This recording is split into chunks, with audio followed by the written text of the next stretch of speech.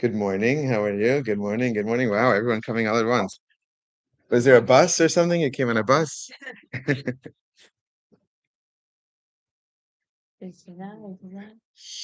Depende de la luz. So there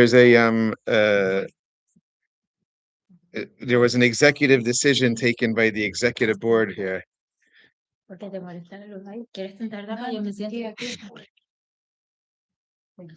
that we're going to take a 1 week break from Tanya and we're going to learn about Purim instead. Okay, but from a very different perspective than maybe you ever heard before. So I wasn't sure if we were going to do this. I'm say I've been hurting a lot. Purim. The Purim from Mortal Kombat. Okay, so I'm going to give you three parts to this story. I think it's going to change the way you look at this story a little bit, as well as Purim itself. Had I known this was what I'm going to do, I have some things I would have prepared to give you as well. But this is what we call in football, American football, we call it an audible, last minute decision. When is Purim? Purim is Monday night Okay. and Tuesday. See, Adar 13 is Monday day. Monday night becomes Adar 14. And then exactly, so that's Purim. So one of the things that I have found is that people know this story from kindergarten, maybe again in second grade, and we stick with this version of the story in our brain. So the whole story is kind of almost like a comic book, where you have Esther, the beautiful queen, and Haman, with his tri-cornered hat, which never happened, and his ears that never happened. It's all myth. And what's Mordechai and Haman actually fighting about? What's the whole story about? And I think that the first thing I want to share with you is the backstory that happened before, so you understand who are these characters and what are their motivation. When you understand who they are and what their motivation is, this story becomes a real story instead of a mythological story that happened 3,000 years ago or 2,500 years ago. There's a saying of the Maggid of Mezrich, who was the teacher of the Baal HaTanya. So the Baal HaTanya studied from the Maggid of Mezrich. In Yiddish, we call him the Mezricher Maggid, who was the student of the Baal Shem Tov. So the Maggid of Mezrich quotes the Mishnah. The Mishnah teaches us, Kol HaKorah Megillah Mafreya, anybody who reads Megillah out of order, lo yatsa, does not fulfill his obligation. What out of order means is, let's say you come to shul and they already started. You have the kids who were getting their costumes on, and you were running and running, and everyone's screaming at each other in the house. And yeah, you're right. Yeah, been there, done that.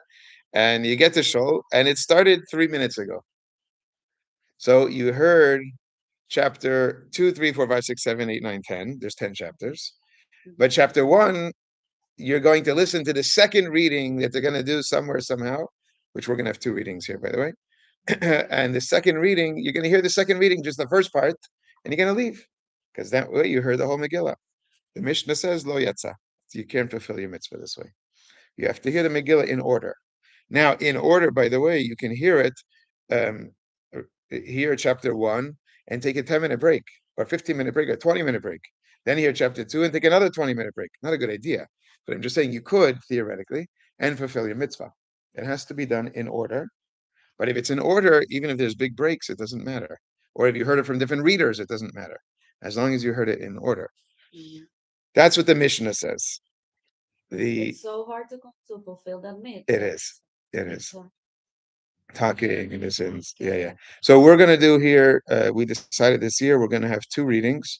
We're going to have one, which is the reading for all the kids and all the noise and all this stuff. Other years we've had it at the same time, simultaneously. We may still have that second reading, but that's not going to help anybody because you still have your kids to take care of. So we're going to have a second reading later in the night. So if anybody wants to come back, put the kids to sleep, come back, or send the kids with the husbands who maybe were closer and could hear better, then we're going to have that.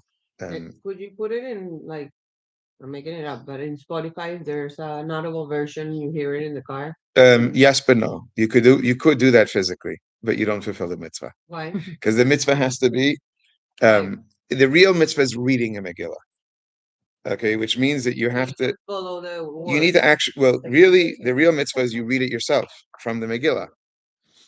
You're able to fulfill the mitzvah by listening, because the Talmud tells us one who listens is as if he's saying. But that means you have to listen present, with a Megillah present, with a human present. It can't be a long distance kind of in the car sort of thing. You have to be physically present, with a Megillah physically being read from. So they made exceptions during COVID. I don't know if the exceptions were correct or not, but whatever. But that's the extreme exception. So we're going to go through the story a little bit today. I'm sorry, I didn't finish what I was saying. So the Maggid HaMizrich tells us that you could read this Mishnah differently. Kol HaKorah Megillah L'Mafreya. Anybody who reads the Megillah as if it's a story from the past, Lo Yatza, he doesn't fulfill his mitzvah. Meaning, if you read the Megillah as being a historical event, or even a historical novel, which is the way most of us read it, that we hear a story that is not fulfilling the mitzvah. You need to read the Megillah as if it's speaking to you today, as if it's the blueprint for Jewish life today, as if it's your reality today. You can't be reading a historical event, which it is, meaning lo que está pasando ahora, dices. Sí. So we're going to tell this story. We're going to do it in 3 parts. Hopefully we can finish all 3 parts today. For example, and when you hear this story and understand there's a real story, that may help you. So that's going to be part 1. Part 2 is going to be, that's the prehistory of Purim. We're going to learn that first. Part 2, we're going to learn the story of Purim in a new version. And part 3 is the name of Purim. And all 3 of these are very important. I don't know if we're going to take this order and if we're going to get to all parts, but let's see what we can do. Okay, you know what? I'm going to get a paper and pen in order to make this work. I wish I had prepared for this. Que la que se va a hacer el curso. Sí. La que lo libre. Okay.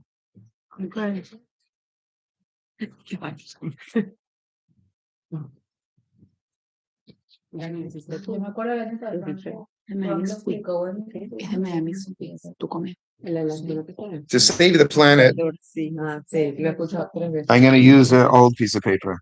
Okay, we're going to save the planet here. Ay, pero yo tengo papel. No, está bien. Pero no queda bien. See, and it's big. Yes. No, No, está bien, está bien. La recojo rápido. ¿Cómo? Libro. Sí, se puede. Mira. Ah, mira eso. Thank you. It's more artistic, right? Porque es una clase con Sprung. Sí. Okay. No. Hiciste una clase con Sprung el año pasado. Sí, porque Danchi lo quería hacer. Yo me acuerdo, pero ya no me acuerdo. Y así en mi de colegio era un problema. Y le dijo Sprung, ya vamos a hacer en tu casa. Y lo organizó 2 días. Pero 3 días nosotros antes. fuimos. Sí, yo fui contigo. Pero no me acuerdo de dónde era. I'm going to list here 5 characters, but I'm missing the most important character, which is Esther. And there's a reason I'm missing, because for the information I'm giving you, she's not the important player. In reality, she's the most important player. Okay, so I want that to be, but she's not the one who brought the whole problem. The problem comes from other people. She's the one who is the solution. You see what I'm saying? So you'll see what I'm talking about in a second. Mordechai, Una bomba deliciosa. ¿cómo se llama él? Is Se ve denso. Oh my God. Parece un café. Pajarosa, pero líquido. It's early. No. Total, con manichewe. Sabi na. Mas tumil.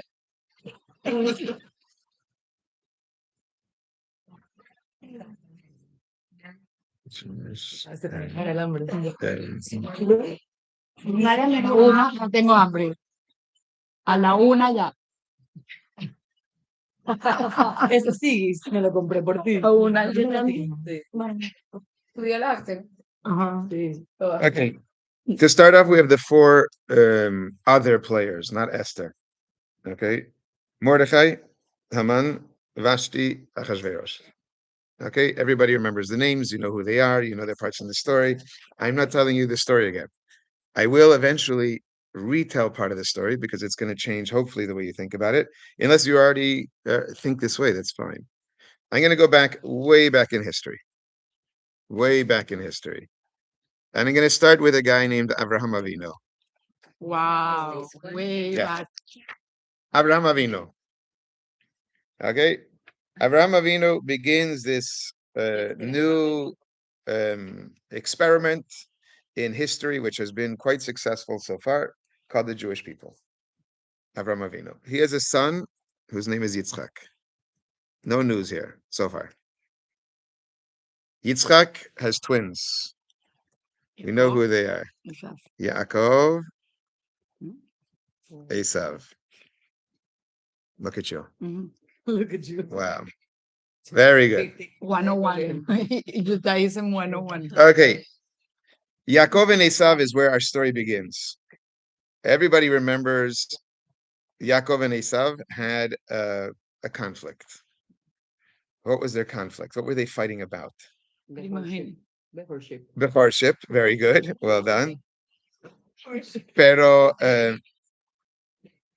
in specific, there was a outcome of the Bachar that they were looking for. What were they looking for? Because they wanted to be the blessing.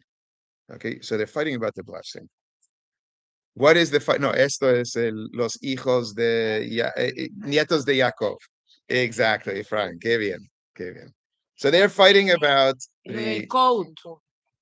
Speaking of which, I never thought of this. I'm sorry. Yosef is a code. Yeah. Los hijos de Yosef, que son Efraim y Menashe.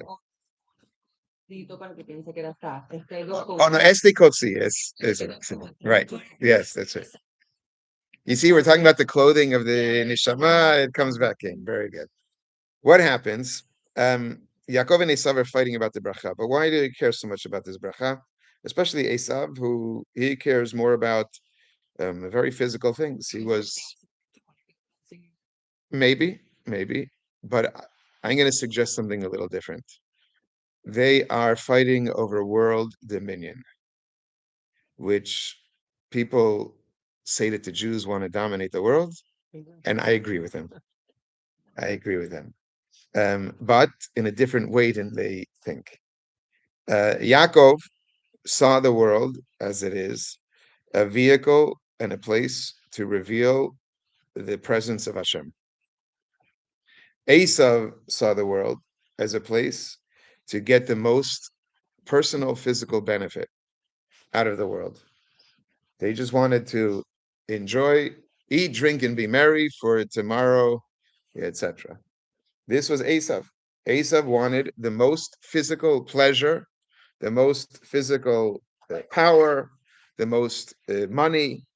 All of these things is what Esav wanted. And he believed that this is the way the world is supposed to be.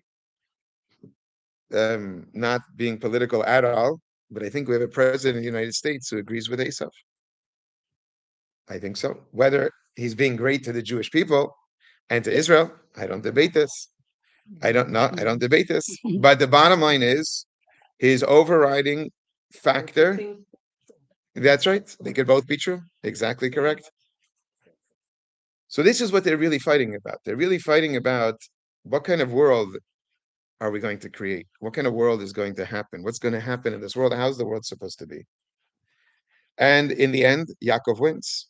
Of course, and this is what I didn't think about until just now, through the help of a woman. Who? His beautiful mother. Yes, this is his mother. His mother was the one who said to dress up, and I'll make the food, and and she's the one who pushes him against his own better judgment to take the blessings. So very similar to the Purim story.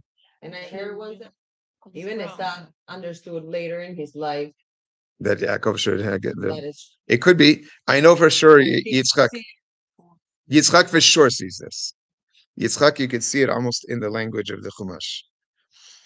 Anyhow, this is the fight that they're fighting about, and this is a fight that's an existential fight. This is not a fight that's simply what's in it for me. This is a serious, big, world-changing fight. When Yaakov gets the blessings, Esav comes in and says, "Father, do you have no blessings left for me?" And the father says, "I do. I have a blessing, and I'm going to give it to you. And your blessing will be more prominent. Your power in the world will be more prominent when two things are true. When the Jewish people are not, when Yaakov's children are not following in the ways of Hashem, and when there's no Beit HaMikdash. Whoa. In the absence of the Beit HaMikdash, you will be in charge." To Esav. In the presence of the Beit HaMikdash, your brother will be in charge. And his energy, if you want to use modern terminology, will be the energy that is more powerful in this world. Bueno, pero can you see it as el bien y el mal? ¿O no? Claro? Depending on your definitions of bien y mal, certainly according to the Tanya's definition, now making it back to a Tanya class, of what is considered evil. If you remember way back when, this is literally the definition. This is literally the debate. 100%. That's what this is. That's exactly this debate. Esav is pure about the nature, the now, the way of the world, blah, blah, blah, blah. And Yaakov is pure about there's a whole nother reality that needs to be expressed. 100%. Like if there isn't Beit HaMikdash, Ajá. we need a person like Yaakov bring Yes, this life no doubt, no Should doubt. we But the just- light is not present with without the Beit HaMikdash. Claro. That's right. Pero So Yaakov has to struggle to do his job when there's no Beit There's no HaMikdash. container for him to. Yes, that's right. And for his way of looking at the world. That's right. pero then how do you change it again? Let's Right. get there. She's running to the end already, the end goal. We'll get there. We'll get there. Well done. Good point. Esav, well, let's start with Yaakov. Yaakov has many sons. We're going to speak about two of them for now. We're going to keep it limited to two. One is Binyamin. And the reason Binyamin is important in our conversation today is because where is the Beit HaMikdash built? In Jerusalem. Where is Jerusalem? In the tribe of Binyamin. If even today in modern Israel, the neighborhood, like we have counties. In Israel, they have counties too, and the county of Binyamin is where Jerusalem is. In other words, that's the property that Binyamin got when the land was divided. There's another person whose name is Levi. We're not going to spend so much time about him, but he's another brother of Yaakov, a son of Yaakov, rather, a son of Yaakov, that we're going to keep in our picture. Esav has a son whose name is Eliphaz. Eliphaz. He has many sons. Not as many as Yaakov, but he has many sons. No, maybe he has as many. He has 12 also. Yes, he has 12 also. Eliphaz has a son whose name, and this is a name you're going to recognize, Amalek. Amalek. Amalek. Amalek es el hijo de quién, perdón? Hijo de Eliphaz. So, to look at our chart so far, our family tree, Abraham, Yitzchak, Yaakov, Esav, Binyamin and Levi, Eliphaz and Amalek. You got it so far? Excellent. But you said 12, right? So we're just saying. Yeah, we're just giving the ones who are important for our story. Everybody's important in the end, but for our story, this is who's important. Amalek is a person, and then he is a nation. Just like Yisrael, Yaakov, is a person. And then he's a nation, the nation of Israel, or the children of Israel, Bnei Israel. ¿Cuál es el que se le cambia el nombre a Israel? No. No. Who? Jacob. Jacob. Yaakov. So Yaakov is a person whose name becomes Israel, and he creates a Nation. nation. Amalek is a person whose name is Amalek, and he creates a nation. Now, Levi has actually this one's a little weird, because no, that's who we're only sticking to the important people in our story. Levi has a grandson and a great grandson who's the same person. Because one of the uncles married. It's actually an aunt to marries a nephew, which is not allowed in the Torah, but they did. Today we don't do that anymore. Today uncles are allowed to marry nieces, although it's probably not a good idea. But aunts are not allowed to marry nephews. But an aunt married a nephew. The aunt's name is Yocheved, and the nephew's name is Amram. And they have a baby whose name is Moshe. Moshe Rabbeinu. Yocheved. Was the nephew Yes. of Yocheved. Yes. Yocheved was Right. daughter of Levi. Yes. So No, ya va, pero Amram no es también el papá de Abraham. Amram, no, el papá de Abraham es Nahor. Pero no importa Yocheved y Amram, no. Déjale a Yocheved y Amram out of the picture. They're important because they have a son. Speaking of which, this son was born yesterday Claro. and he died yesterday. Pero Lo que importa es Moshe. And great grandson. Grandson and great grandson of Levi. Hay que saber que Moshe viene de Levi. Exacto. Esto es lo que importa. Bueno, y dato curioso. Pero Yocheved y déjalos fuera. No importa tanto. Moshe Rabbeinu es lo más importante, que nació ayer, el 7 de Adar, y también murió el 7 de Adar. Moshe Rabbeinu. Moshe Rabbeinu.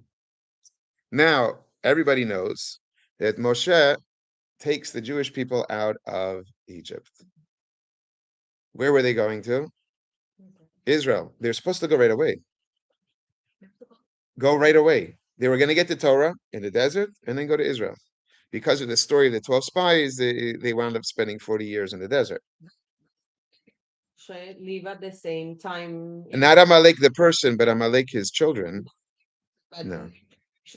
They're 2 generations apart. Mhm, mhm. 1 or 2 generations apart. Very weird thing happens. Very unusual. Moshe leaves Egypt with all the Jewish people in the greatest, most spectacular event in human history. And even if there was not yet any Instagram or YouTube, the news got out. Everybody knew about this. They knew that the Jewish people decimated the greatest nation on earth, which was the Egyptians. They knew of all of the great miracles that happened to the Jewish people. And most importantly, they knew about the miracle of the splitting of the sea, where everything goes against nature, completely 100%. Nonetheless, 30 days later, the nation of Amalek comes to fight with the Jewish people in the desert. It makes no sense. Okay. They went back to fight for what's theirs. Why? What Because the they've Jewish done. people are on their way to Israel, You know, once the victories are just and they're going to build the Beit HaMikdash, and they know once the Beit HaMikdash is built, it's a game changer. So I just wrote the nation of Amalek. The nation of Amalek comes to fight with Moshe Rabbeinu. Y como eso nunca lo sabemos. Why is No, that you don't not? have- That's in the Torah literally. No, that's in the Torah literally. Where did they come from? But I read a- Okay, so first of all, no, the Midrash is that it speaks about maybe details, but the basic point is straight from the Chumash. Straight from the Chumash. The sea is another big topic, which I don't have time for right now. But the sea, the Jewish people never crossed the sea. They made a U-turn. Yes. The whole story of the sea has nothing to do. If you look at the map of actually, I do want to show you a map. I don't know if I can. I hope I can get to it. But if you look at the map, the sea is not on the way to Israel. If you've heard in modern conversation all the time, the Rafah border crossing, Rafah border crossing, that is the way to go from Egypt to Israel. That's the way. It's one step. There's no sea. Look in Google Maps. Look right now, you can see. There is no sea between Israel and Egypt. They had to go out of their way to get to the sea. But that's for another conversation for another time. We will do it with Hashem's help. I have my list of things that we said that I'm keeping. With Hashem's help. Okay. So what am I trying to show you is that the first battle were Yaakov and Esav. The next battle is Esav's descendants, Amalek, with the Jewish people. What are they fighting over? The exact same thing. As a matter of fact, that's the only way the story makes sense. Because there's no reason for Amalek to attack the Jewish people.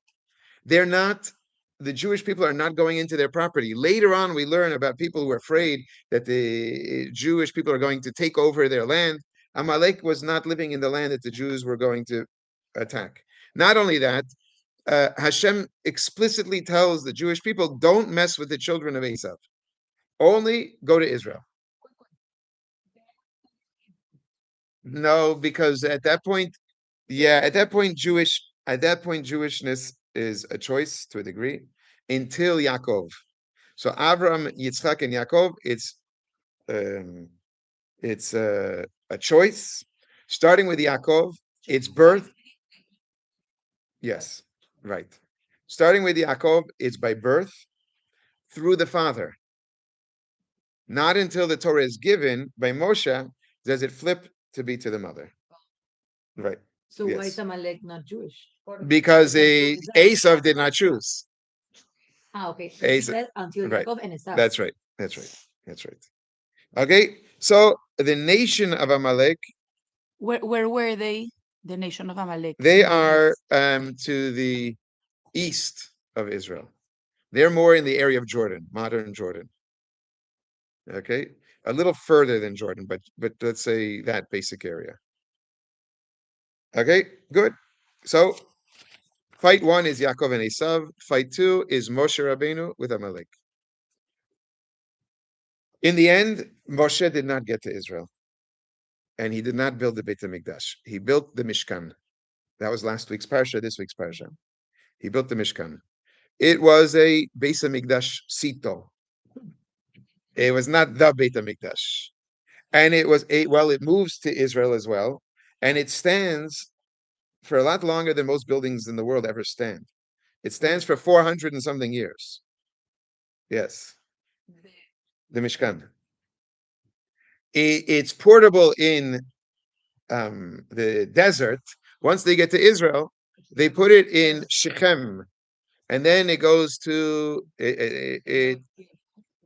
Gilgal, Shiloh. And that's it. Yes, and that's where it concludes. That's right. And when they meant that Esau would rule when there wasn't a Beit HaMikdash, it meant Beit the HaMikdash. Beit HaMikdash, That's right. not No. Egypt. Not Right. Egypt. That's right. Now, 400 and something years later, we're finally ready to build a Beit HaMikdash. And we have the first king of Israel. No. Good guess, but no. Shaul. Shaul, the Binyamin. Viene Benjamín. The Binyamin. Directa de la Jerusalén. Yeah, it's a great grandson from Binyamin. Now Shaul's job before he builds the Beit HaMikdash is to fight with Amalek. The battle is a back and forth battle. He's going to fight with Amalek. Who is Amalek's descendant, who he's going to fight with? Is a king whose name is Agag. A-G-A-G. Shaul against Agag. Agag is Amalek's son. Amalek's great grandson. Just like Shaul is Yaakov's great grandson through Binyamin, Agag is Esav's great grandson through Amalek. In today's world, all our enemies, who is Amalek? This is not an easy question to answer. Not an easy question. This is not an easy question to answer. Let's hold on to it. Once we finish the story, maybe it'll be clear in your mind. It could be. I would say such a thing. I would say such a thing. Certainly, Western society is Esav. If it's Amalek, I can't tell you. But Esav for sure it is. That's no doubt. As a matter of fact, it says that. Kamala. Bueno, eso dijeron. Tamale. Okay, we're gonna, because I don't want to, because I want to get to the other points that I want to make about Purim. I'm not going to tell the whole story at length of Shaul and Agag. It's a very weird story, very unusual story. I'm going to give you the shortest version of it. That's coming up later, but I don't know. Yes, we will get to it, hopefully today. Look at that. Writing is on the wall. Yeah. So what happens?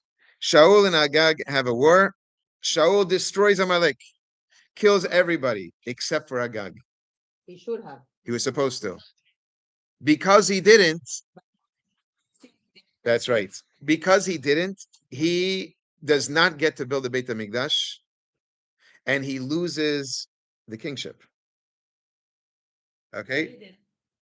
It's a good question. He says because he wanted to make a big spectacle out of killing him, and he's going to kill him afterwards, and he does. In the end, he gets killed the next day.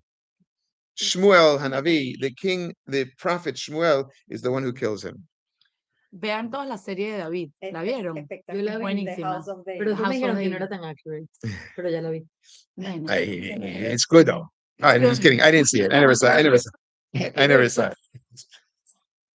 Buenísima. What happens? Agag takes advantage, and a more complicated story than we have for right now. He ends up having a kid. He winds up having a child. That's right. That's right. Exactly correct. I heard all this. Bottom line is, Shaul does not get to build the Beit HaMikdash. Instead, it is Agag is dead. Agag gets killed. Shaul does not get to build the Beit HaMikdash. David and his son Shlomo, the builder, winds up building the Beit HaMikdash. David and Shlomo, they're not in the story for right now. I just want you to see it. Don't worry about them. Leave them alone. Pero son hijos. No. De Yaakov, pero no son de Binyamin. They build the Beit HaMikdash. No. They build, so don't write them in. Leave them out. They build the Beit HaMikdash, and the Beit HaMikdash stands for 410 years. No. Ellos vienen de Yehuda. Shaul viene de Binyamin. David y Shlomo no son hijos. Yeah. Exacto. Yes. No, David is here. Exactly. But the point is that whenever there's a Beit HaMikdash in the picture, there's a fight between Amalek and the Jewish people. Now, what happens? This building stands for 410 years. 410 years later, it is destroyed.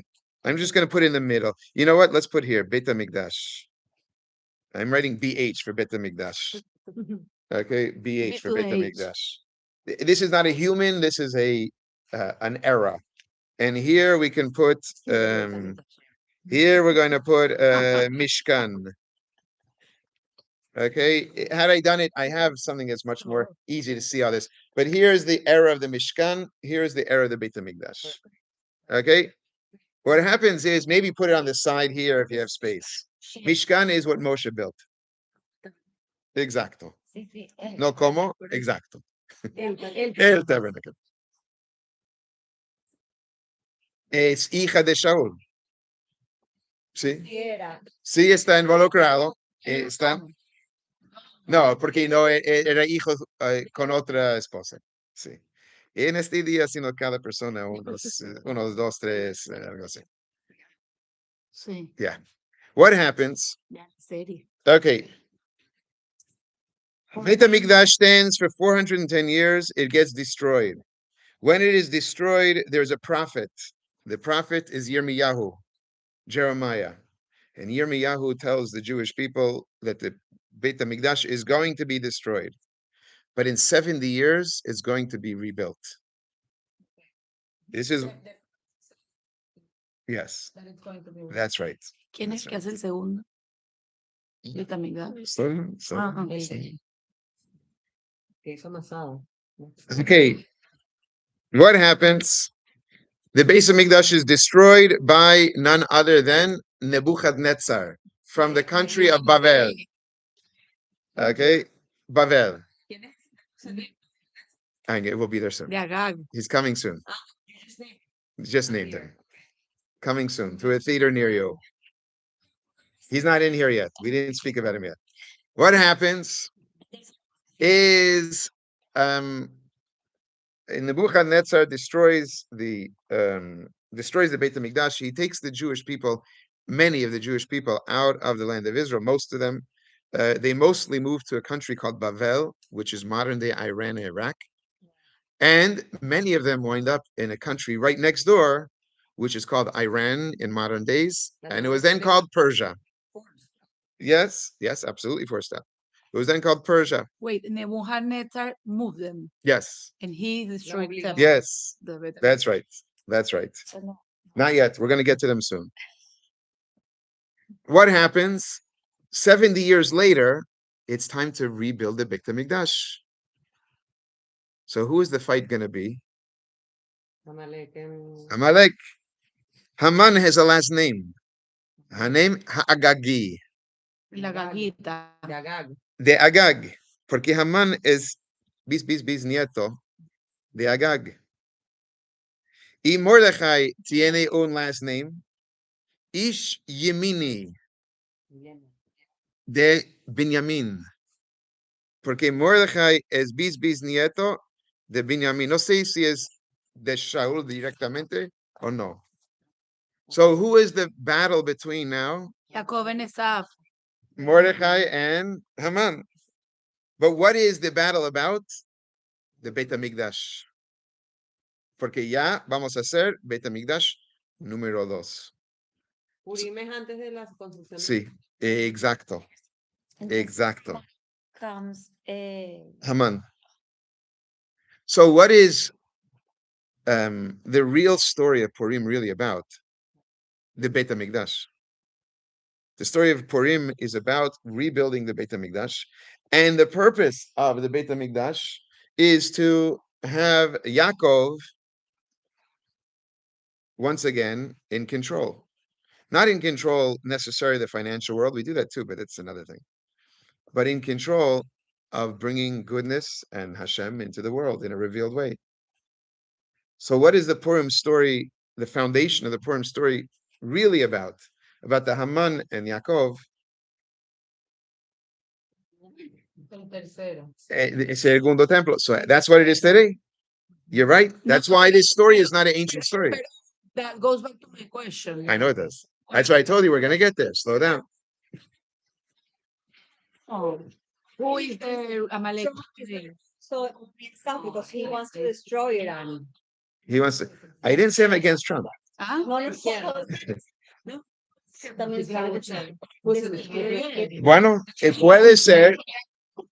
There are rabbis who are saying, I don't know if they're right or wrong, that it says that there's going to be a time when Esav does teshuvah and comes back together with his brother Yaakov. And that's really what Yaakov was looking for when he first met him. He was hoping that they were able to come together. So maybe you can make that argument that that's what's happening now. I don't either know, but that's what people are saying. People say such a thing. I'm not saying it because I don't know, but people say that. Anyhow, bottom line is now we know who Mordechai is. Mordechai is going to ultimately, and he does, together with Daniel and Ezra, which Daniel lived in the same neighborhood. As a matter of fact, he dies in the same neighborhood. Daniel, we're going to learn. I'll show you soon if I have time. If not, I'll send it on the chat. Daniel lives in Persia together at the same time with Mordechai in the same neighborhood. And today there is a tomb of Daniel in Susa, which Susa is Shushan, Tú me which mostraste is el in año Pura. pasado. Sí, Se ve. exacto, Se ve en el mapa. exacto. El castillo de Susán. En el mapa lo puedes ver. Sí, Las sí, ruinas como de sí. Susán. Daniel era León. No, Maureen. No entendí quién es Daniel León. Many of the Jews moved to Bavel and then from there to Persia. Included in these people is a guy named Mordechai and a guy named Daniel, who moved to Bavel and then from there to Persia. You're missing the font. Está bien. No, you gotta go. You'll watch the video and then. Right. See? Okay. Bueno, now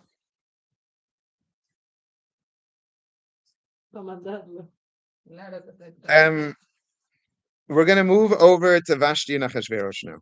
Because now we understand Mordechai, we understand Haman, we understand why Haman hates the Jewish people. This is not just a simple yes. And not only that, it's such a DNA level that he's willing to put himself on the line. He's willing to die for the cause. This is not a normal reality. Well, you'll see. There's different styles. Anti-Semitism has different styles. This is one version, the Haman version. Okay? Now we're going to speak about 3 countries. We're going to put them the same place as Agag and Shaul, but don't look, it's not that far back in history. It's much more recent in history of this conversation. I'm just putting these countries there as a title. Okay, I'll put them a little lower so you know that it's different. Okay, one of them is Bavel. Bavel in modern. One of them is Bavel. Bavel is Babylon, Babylonia, and in modern days is Iraq. Okay, right next door is a country called Persia.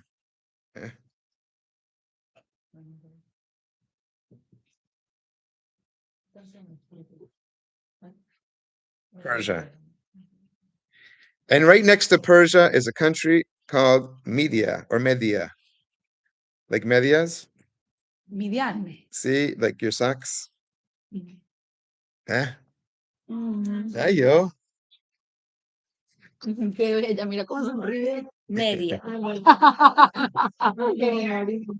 Se emocionó. She loves people. Oh, sí, correcto. Okay, let's say the bracha Baruch. Ata, Melech haolam, asher kiddushanu, b'mitzvotav v'tzivanu, al divrei Torah. Very good. Chazak Baruch. ¿Está bien? Quiero esta pijama. Sí, un onesie. Bavel has a king whose name is Nebuchadnezzar. That next door Persia is Media. Sí. Nebuchadnezzar is the one who destroys De Beit the HaMikdash. Beit HaMikdash. From Babel. ¿Cómo? El primero. Primero. Nebuchadnezzar. Persia has a king whose name is come on. No. Yes, he is a king whose name is come on. Darius. Persia. Darius. Sí, total. No, de ahí viene el nombre. Darius. Darius is the famous king of Persia. As a matter of fact, as we're going to learn later, he was such an well, we'll come back to that. Si Boy, tú actúas, Yeah. sorry. He wasn't bad, Darius. so he was good. Yeah, maybe far. ish. Nobody was perfect, but he was not good to us. Yeah, Darius, and it's also a first name till today. People use this name. See, Darius. Media has a king whose name is Astyages. Dios. We're getting there. No, That's the other. That's the thing. Yeah. Astyages. Astyages.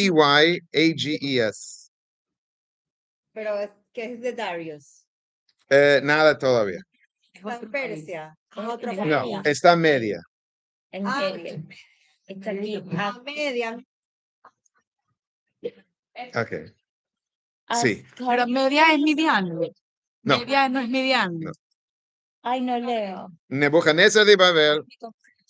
Astyages. Astyages. Astyages. Nebuchadnezzar is Babel. Darius, I put him a little lower because he's a little bit later. Darius y Astyages son Persia y Media. Okay. Now what happens? Astyages has a daughter. The daughter's name, you get a good guess, but wrong. Okay. The daughter's name is another Spanish word. Mándame. Mándame. Mándame. Mándame. See. That's You don't have to write it down. It's not so important. Mándame winds up having a affair with, you're too young for this, don't listen. With one of the, now she's listening, with one of the either officers or somebody in the, yes. The king finds out about this, sees that his daughter has become pregnant, and he kills the suitor, puts his daughter in jail, and takes the baby and gets rid of him. The baby is Vashti. Ay, sí sé que era one. Kills him. Except I might have messed up a one. I did. There is Cyrus. Yes, no, I got it right. I got it right. And throws the baby out to die. It turns out the baby does not die and survives.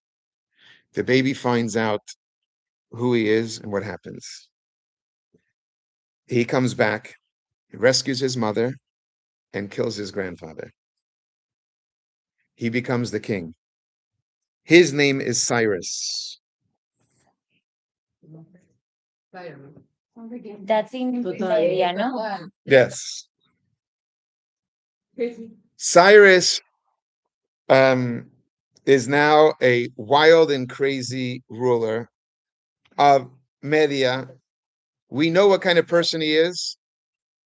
He's very cutthroat. Oh boy, we're not going to even get close to where I want to get today, but let's speed up a little bit just to get to the main point. Darius, the neighbor of Persia, of Media, sees what's going on in this whole family dynamic. He sees this crazy new ruler coming into power. He's nervous that he's going to come and take over his kingdom. So what do you do when you're nervous somebody's going to take over your kingdom? You marry your daughter. So Darius's daughter marries Cyrus. See? Okay, so I told you this. But I'm trying to get to a more important point. Not yet. And they have a son whose name is Achashverosh. But I thought Ahasuerus So was Cyrus the and king. Darius, son and daughter, got There's married. different There's reasons to say why he should or shouldn't have been the not- king. Cyrus Maybe people say he wasn't the daughter? king because his grandfather was the got married. prince, or not the prince, the guy who was killed. He was a servant who was killed. In Ashur, we heard the real power was from Vashti. We're The not king. sure. So that's what Vashti said. It's not necessarily true. Tenemos a Darius y Cyrus. ¿Cómo quién se casó con quién de ellos? Hija de Darius se casa Con el hijo de con Cyrus, con Cyrus. ¿Y quién es la hija de Darius? Y no, es No lo anotamos. no tiene nombre. Se une La hija se Persia. casó con Cyrus y tuvieron a Ahasuerus. Ahasuerus. Ah. No, slow down. Sure, slow down. Ya sabemos dónde viene Ahasuerus. Bueno, Sí. Ahasuerus. Exacto. Ahasuerus. Pero ya sabemos quién es Ahasuerus. Ahasuerus es una persona who's very concerned about his power. If we look at his DNA, he's concerned about his power. He's ruthless. He's willing to do what it takes to King. stay in power, to be king. That's who he is. Okay? A Vashti. Vashti. So what happens with Vashti? Nebuchadnezzar tiene un grandson. El grandson se llama Belshazzar. De ahí es el writing on the wall. Ajá. Belshazzar. Baltasar. Este es un hijo. Baltazar. Y nieto. To make a very long story very short, because I want to get to the point, because we end at 9:15, and I have 5 minutes to get to this point. Belshazzar thinks that the 70 years that was prophesied by Yirmiyahu are over. There's a reason why he thinks this. So don't. He's the king of Babel. Next door. In the modern days. I could show you the. No, pero faltan 5 minutos. Yeah, 5 minutos. I'll show you after. Afterwards, I'll show you. No, I'll show you afterwards. After 9:15, we'll go some more detail. What happens? He makes a big feast celebrating that the end of the era, and still their Mashiach did not come. They didn't leave. They're still in Belshazzar, the king of Babel. The king of Babel then was the king of most of the whole area. He makes a big feast. In this feast, he uses the vessels from the Beit HaMikdash, and he wears the clothing of the Kohen Gadol. And Hashem is very, very upset. That's true. Hashem, but there's a reason. This is all related. Hashem is very, very upset. And to make a long story very short, he puts handwriting on the wall. A hand comes from the sky and writes Mana Takul Ufarsin. And another day I'll show you more details. It's very interesting. Maybe if anybody wants to stay, well, I don't know if my next student is here or not. We'll see. But and which means you were measured, and your kingdom will be split and destroyed. Okay, he freaks out. He doesn't know how to read it. He calls his professor, which is Daniel, who's living in Babel at the time. And Daniel tells him, this is a prophecy from Hashem, and it means that tonight you're going to die, and your kingdom is going to be split up. Make a long story short, because it's a very long story, it really is, but the short version is that very night, Persia and Media attack, and I'm leaving out the details of how they get into the palace. They attack Babel. They're successful. They get into the palace. They kill Belshazzar. And in all of the screaming and yelling, there's a young girl who comes into her father's room. Daddy, Daddy, save me. A beautiful young girl. And her name is Vashti. Does she have babies? That's not yet. Not yet. Eso después. It's later. No, it's okay. We can keep it for a real version too. I don't have a problem. Es Vashti. Young, Yeah. young, So, Vashti. not a baby. 12, 11, 12, 13. Yeah. And Cyrus and Darius, Belshazzar. Uh-huh. Cyrus and Darius see this beautiful young girl and say, wow, what a great match for our son, grandson, Achashverosh. And they take this beautiful girl and they bring her back to Persia to marry their son, grandson, Achashverosh. So, who is Vashti? The queen. She, she's the queen. She married. she thinks of herself as being royalty, but not just royalty, royalty of Bavel. She's the American. Ya va, ¿cómo Vashti? Ajá. Se muere su papá.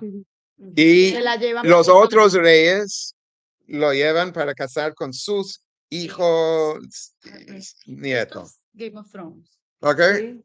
So who is Vashti? She's somebody who thinks much more of herself, maybe, than she is. Claro. But she is royalty from royalty from royalty. Achashverosh is royalty, but not. He's like he's got issues, in his lineage. See, it's exactly Pedigree. okay. So now we understand why Vashti does not like the Jewish people. She is from this nation who has captured in the exacto, and we understand who Achashverosh is. He's somebody who's worried about his own head. Got it? Make a very long story short. I wish we had more time. My gosh, we definitely it would be very interesting. Somehow or another, Achashverosh finds out that a Jew is going to take over his throne. So, knowing Achashverosh, what do you want to do to the Jews? Destroy them. Destroy them. But not because he hates the Jews. He doesn't care. Jew, not Jew. Power. He wants the power. It's all self-preservation. What he doesn't realize is that the Jew who's going to take over his throne, there's different versions of the story. I'm not going to tell you. It could be he had a dream. It could be he had a prophecy. It could be he had a fortune tell. I don't know what there's different versions of the story.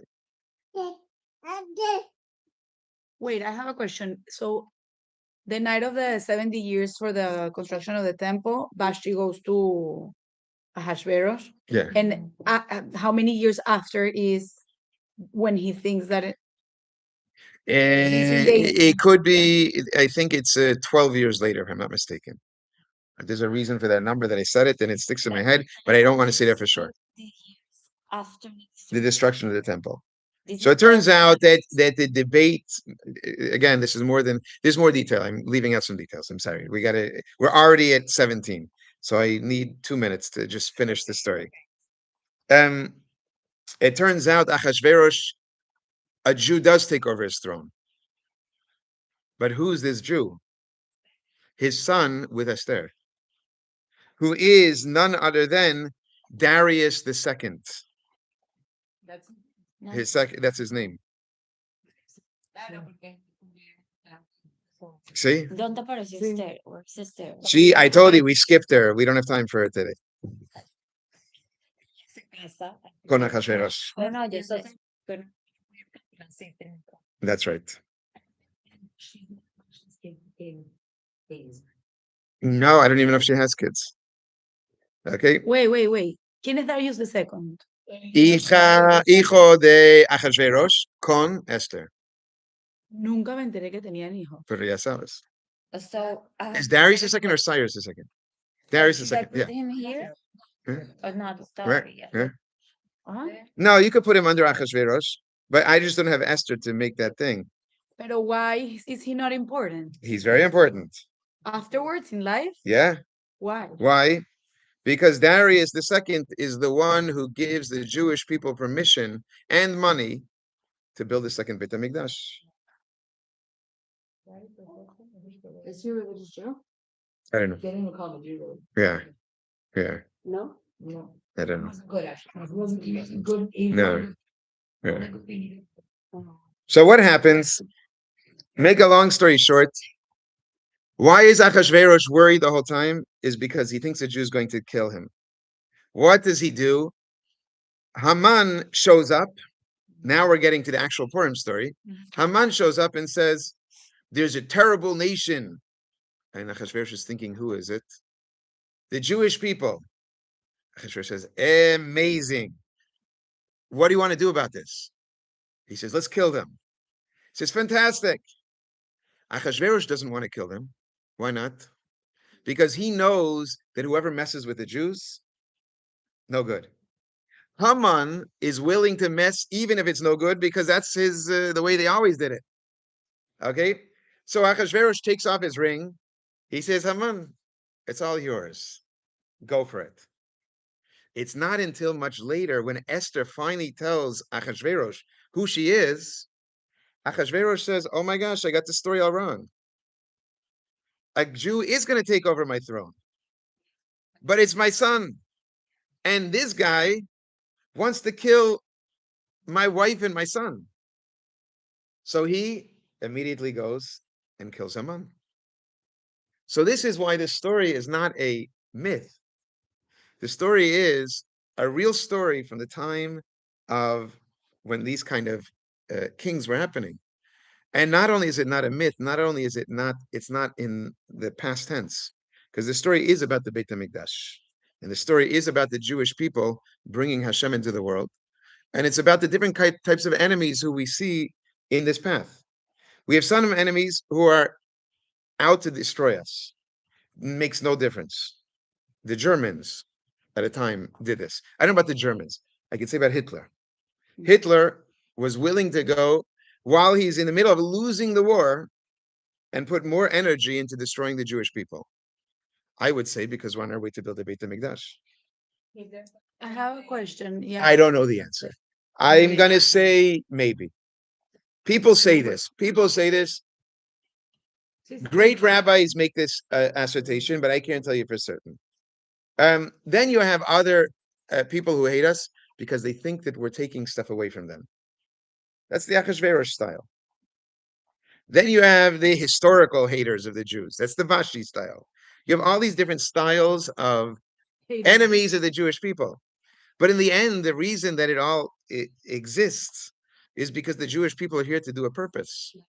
And that purpose is the Binyamin Levi, Moshe, Shaul, David, Shlomo purpose, which is to build the Beit HaMikdash and to bring Hashem into the world. And then it says, when Mashiach comes, A, we're going to have the Beit HaMikdash, but B, and the whole world is going to come and pray at that Beit HaMikdash, including Esav. Meaning that the whole world at the end is going to come back to recognize the truth. Huh? Anyhow, there's more to the story, and I'm going to show you some things there. Or the other way, or a combination. Right now, it's a combination. It's more than I can do. Huh? They come to the class on time, and you learn all what's it called? Okay, there you go. Okay. So, in your opinion, in today's enemies, in today's world, who do you think? I can't tell you who Amalek is. I believe, and this is Rafi Rosenberg. Don't take this as any Torah. This is nothing other than what I think. I believe that Donald Trump is Esav. Yes, but not Amalek.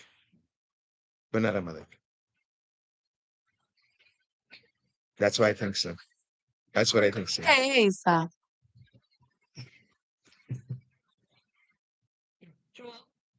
Okay, ¿por qué le pregunté? Bueno, puede ser eso porque toda la parte está económica y eso, pero él también... No solo económica, también todo es poder y todo es eso, el ego, eso, exacto. También quiere esa parte como eliminar esa parte buena. Bueno, pero no, pero eso está bien, eso es como his energy, he has Esav's energy. Yeah. Sí, Sí. porque él dice, o sea, él también quiere eliminar. I should take this off, what's it called, because he might hear me. No.